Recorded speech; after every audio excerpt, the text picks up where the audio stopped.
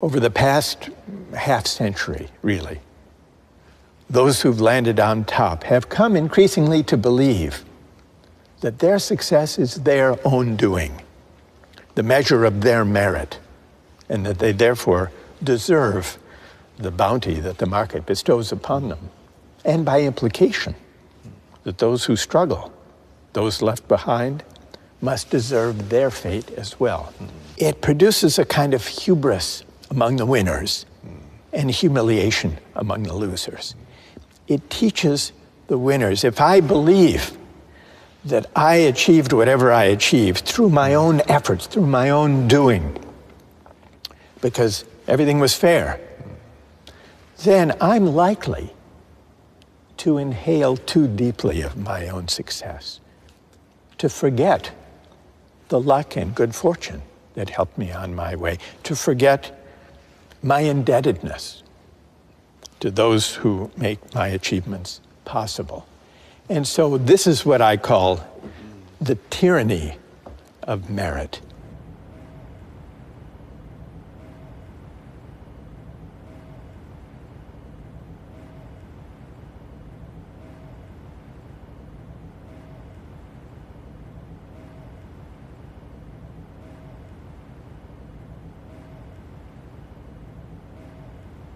Bring Michael Jordan here, I'm sure you can get him, and have him come and defend himself about why he makes $31 million. And I think what you're going to realize is his life was a very, very tough one to get to the top, and that we are basically being the majority oppressing the minority in a different light. It's very easy to pick on him. Very easy.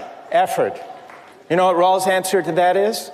Even effort depends a lot on fortunate family circumstances for which we can claim no credit.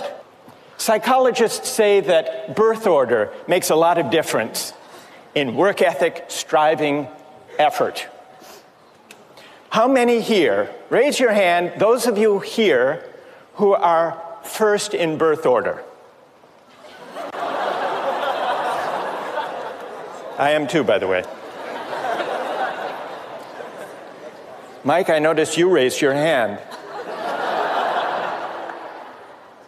If the case for the meritocratic conception is that effort should be rewarded, doesn't Rawls have a point that even effort, striving, work ethic is largely shaped, even by birth order? Is it your doing, Mike? Is it your doing that you were first in birth order? So why should income and wealth and opportunities in life be based on factors arbitrary from a moral point of view? This way of thinking about success has deepened the divide between winners and losers. It has led the successful to look down on those who struggle, and it has led many working people who do not have meritocratic credentials of fancy university degrees to feel that the work they do is not valued, is not respected in the way perhaps it once was. To feel that in a highly technological, highly professionalized, credentialized society, that elites look down on them. This has always been present, always been part of the American story. But it's been, at least at times, kept contained underground at the periphery. The brighter ideals and aspirations predominated. When I was growing up, and through the 60s, for example, the civil rights movement, and the fight for racial justice, and the protest against the war in Vietnam, and the attempt to combat poverty with the Great Society. But from 2016, it became elevated with the presidency of Donald Trump. We've struggled more directly and more conspicuously, more frontally with the dark side, finding public expression. On the stage now. On the stage, public expression, rather than kept at the margins and at the periphery. and finding a voice in the media, and in social media especially.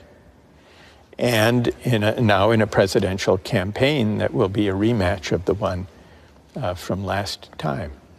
We've seen as a backlash against elites, especially against well-educated elites, professional elites.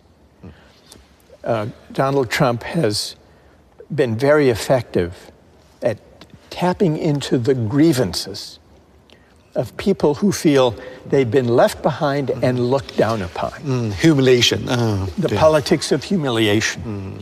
And it's this sense of humiliation, I think, that opened the way for the politics of grievance that Donald Trump has been able to exploit. In the United States today, and in many parts of the world, is a politics of anger, resentment, and grievance without mutual recognition, without recognizing the value of the contributions that people make from different walks of life. We will not really begin to address the resentments that now afflict our politics and have accentuated some of the darkest strands in social life.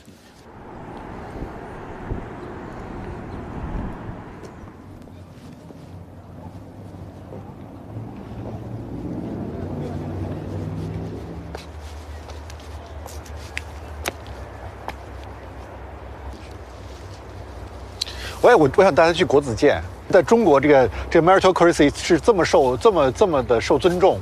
你知道梁启超他去那个访问澳大利亚的时候，因为澳洲人怎么理解他嘛？举人对他们就翻译成那个 bachelor， 就学士学位，他们的进士是翻译成 master degree。然后他不是当过长沙实物学堂的那个总教习嘛，就翻译成 president of Hunan University， 所以很逗。所以误读，我真的挺想带去看国子监的，这特别对着他这个写的书的感觉，加上拼音线。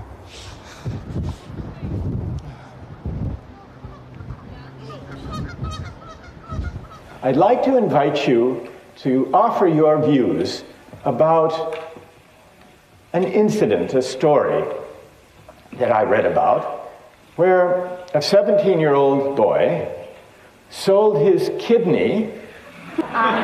You all know the story. He bought an iPad and an iPhone. But how many think it's okay? It's a free market and there's nothing wrong with it? Because I study economics, and I think every adult is an economic man that he has to be responsible for his behaviors. He clearly knows the consequence of losing one kidney.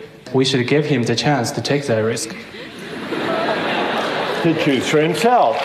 A lot of people agree with that. All right, that's very good. So I would like to hear from those who object. Yes. And stand up. Well, I think it's wrong because give your kidney to others. Maybe you feel it's okay, but in fact, for the respect of a person, it is not respect of life. Okay, that's very interesting.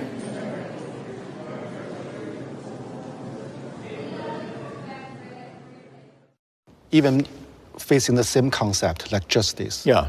You see the difference from different countries? Yes, yeah. It's prompted me to reflect on why there are these differences when I encounter them. When I had these conversations with young people in China in the 2000s, what struck me was, first, they did have very strong pro-market moral intuitions, as I mentioned. And I would put a lot of examples to students and to the audience, asking them whether they think this or that social practice should be governed by money or by other norms. So I put questions like this. What struck me was the moral intuitions about buying and selling were similar in the US and China. In Eastern Europe, it was similar. In Poland, for example. Most European countries, it was quite different. You think why? Why? Similar mentality? I think it's because, especially in the early 2000s, that China had experienced, the young generation had grown up with the market reforms. And it had been a period of tremendous economic growth. It's kind of freedom for them. Yeah, it was an expression of freedom and rising affluence, but especially of freedom. But at the same time, they were looking for meaning that markets could not provide. And so the search for meaning persisted even after the market triumphalist moment. And I think that one of the reasons that people were drawn to the Justice book was this sense that there are moral meanings that lie beyond markets and beyond economics. What do you think? Yeah, maybe we're facing two choices or different choices. We can't choose the best one. There are no best one. Just less evil. Just less evil one, maybe. But I wouldn't regard these as closed alternatives. I would ask a different question. How is it possible to combine the benefits of market arrangements and technological innovations with sources of meaning, deliberation, dialogue, reflection that can answer to higher human purposes and ends? Our mistake is not to use markets to organize economic activities. Our mistake is not to hope that technological innovations will deliver real improvements to the way we live our lives. Our mistake is the tendency to think that markets and technology by themselves can define human purposes and ends. They can't. And when we put too much faith in them, when they become a kind of faith, almost a kind of religious faith, markets and technology, then we're bound to be disappointed. And when the disappointment comes, the disappointment may take harsh, dangerous forms. So the situation is so complicated. What kind of solution we can provide? We try to build dialogue, but very difficult. I think we need to focus less on arming people for meritocratic competition and focus more on contending with inequalities of income and wealth, but also inequalities of honor, recognition, and esteem. And this means we have to renew the dignity of work. We have to broaden our conception about what counts as a valuable contribution to the common good. And we need the kind of class-mixing institutions in civil society that will lead us to encounter one another, to be in one another's presence, not only on our phones, all the more so when our societies are divided and polarized, because the people we encounter tend to be people only like ourselves. We need to overcome that. But every solution, every theory always has its own flaw. Yeah. So how about your solution? Your attack the meritocracy, but maybe your theory, your book still has kind of flaw. Maybe you must overcome what kind of flaw it is. Right. Yeah. Well, what flaws have you identified? Let's start with that. I don't know. Maybe too idealistic. Too idealistic? Yeah. You think so? I don't know. That what I've just suggested is really too much to hope for. I don't think that reducing inequality and renewing the dignity of work and creating a greater equality of condition and recognition will happen anytime soon. They're not easy projects to undertake. So I want to be realistic about that. But do you think, should philosophy be more responsible for the historical consequence or not? The idea and the reality, Russell, Hegel. Yeah. They talk about inequality, talk about the virtue, but the consequence may be this one. Yes. Yeah, extreme opposite. Yes. How to see the paradox?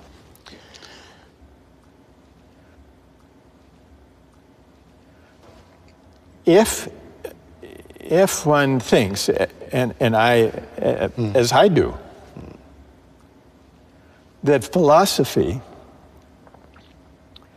is always situated in the world, that philosophy should attend to the world, then philosophy cannot be indifferent, and the philosopher cannot be indifferent to the way in which various people or parties or movements implement philosophical ideas.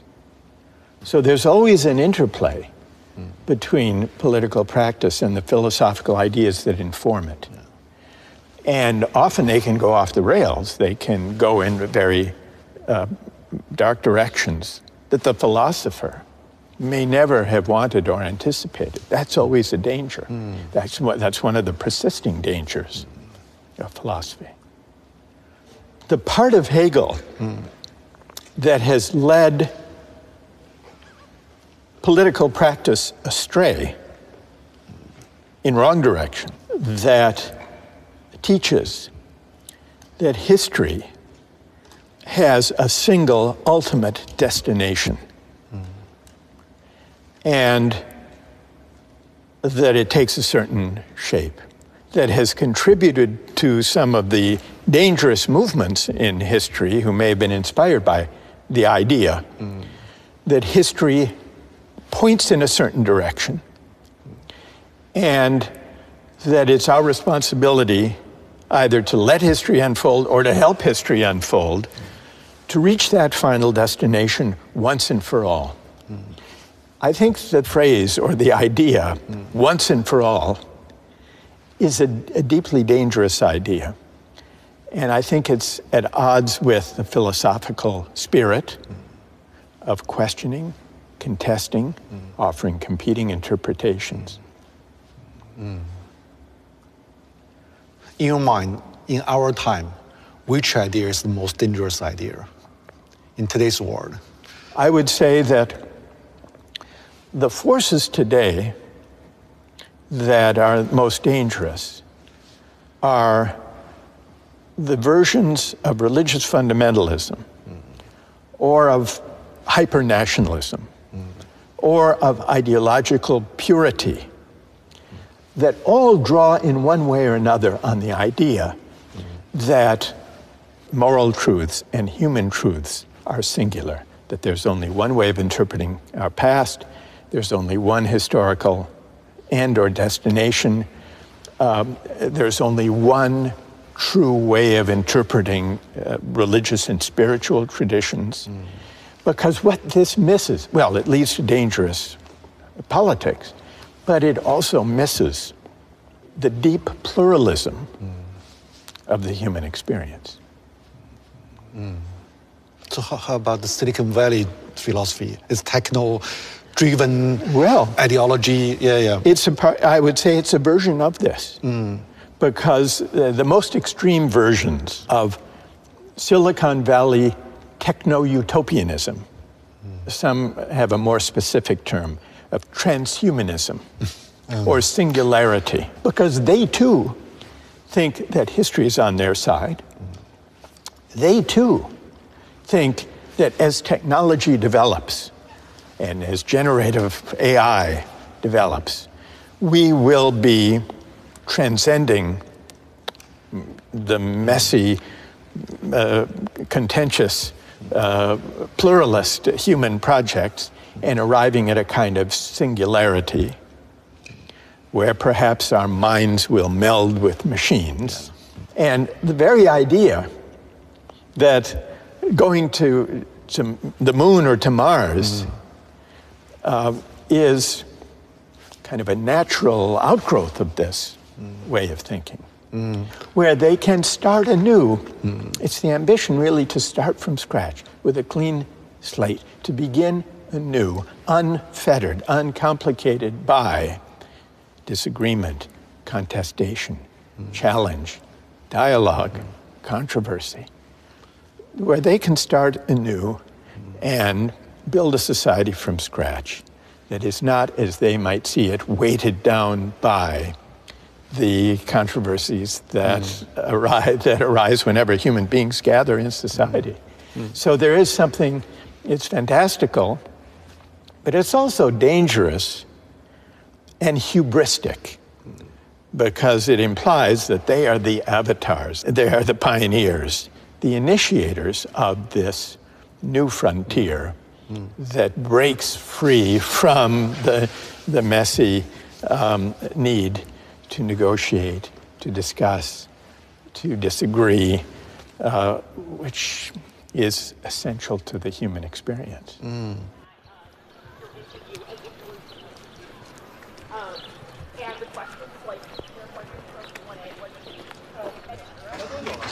我啊，8月来的，哦，都快这个快结束了是吧？对，6月结束1年。我们进来吧。对。而且你是哪天到的？前天刚到。哦，所以还有时差吧？有用户现在。如果从他第一本书一直到现在，这40多年过去了嘛，你觉得他身上一以贯之的这个逻辑，或者他的一个对世界理解的方式、视角是什么呢？他有一些东西是没有变，他认为公共精神，对于个人和对于一个国家或者民族或者世界的政治都是特别重要的。所以公共性就是大家要商量，不能有些事情那么独断的来做，就是通情达理，就 reasonable。你不能有一个说我们发现了一个法则，这个法则无论是你是用政治上的那种规约教条也好，或者市场上教条也好，你都要得想想，在各种不同的情景下，它会怎么样？它是不是在有些地方可以转变，可以变通？它是应该不断的被检讨的。但我们的教育特别容易给我们这种思维方式。对，像绝对主义和相对主义这样的问题，你没有办法用一个完全的论述来给出一个好的答案。但是只要我们回到生活的场景里、情景里，更好的方式总是有可能的。那么就让我们去找那个更好的方式。我们不要总体性的解决问题，对，要回到非常具体的那种状态里。当然，这个具体的问题，我们会有一些哲学的想法，一直能够启示我们去探索。大家相互讨论啊，理性的推论啊，它是一套生活方式。如果真的有这套生活方式，让我们寻求更好的办法，总是有可能的。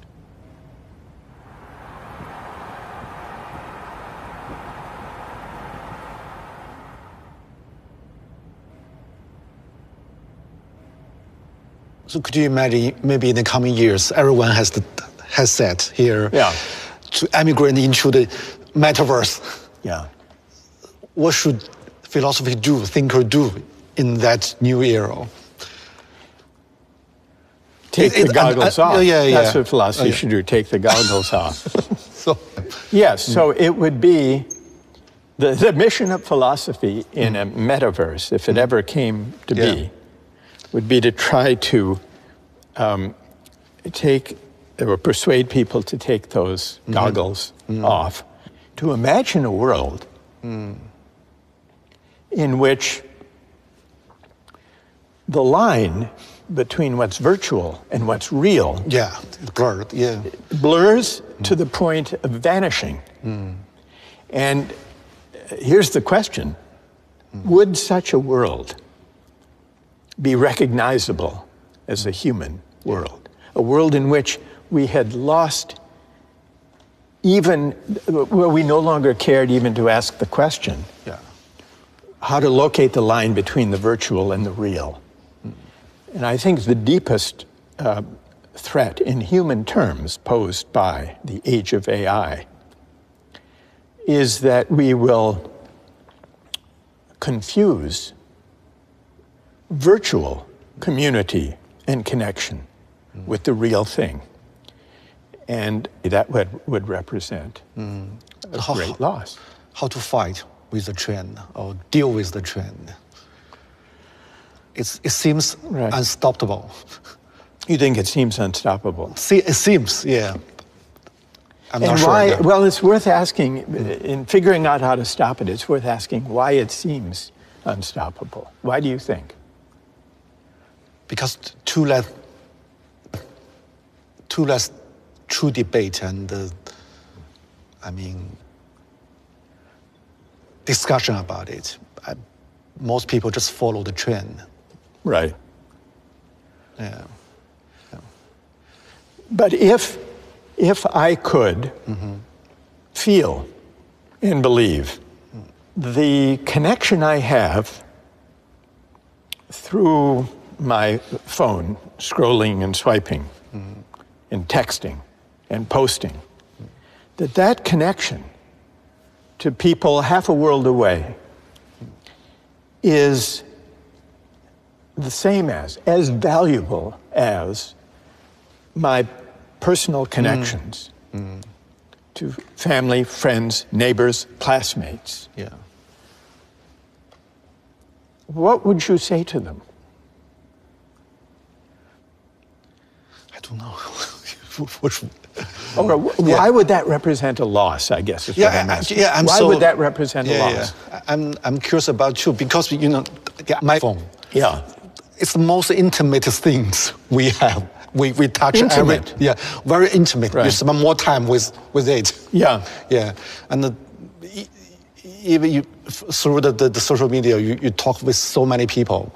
I think sometimes, even most time, because from live different places, we through it, but still feel kind of very intimate. Yeah. The similar with me. Intimate. Face to face. Right. So it's a new community.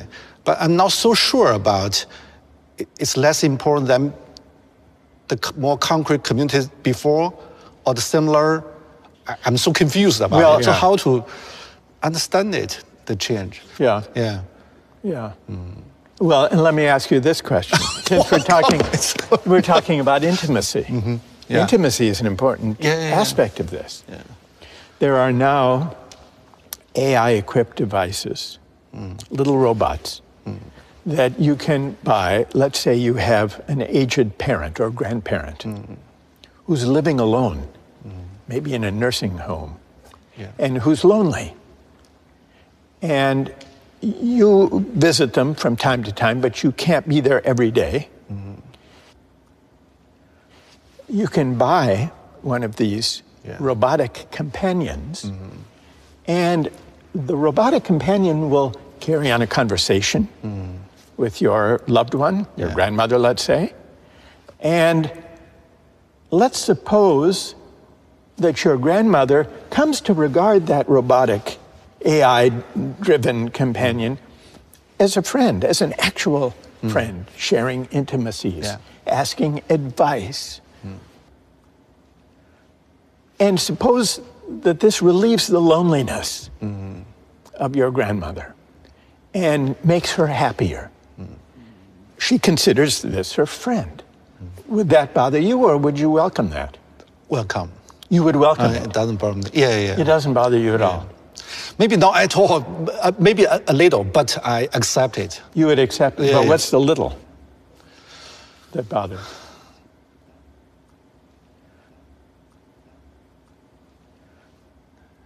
Maybe just because it's a new thing and needs some time and space to understand it, accept it.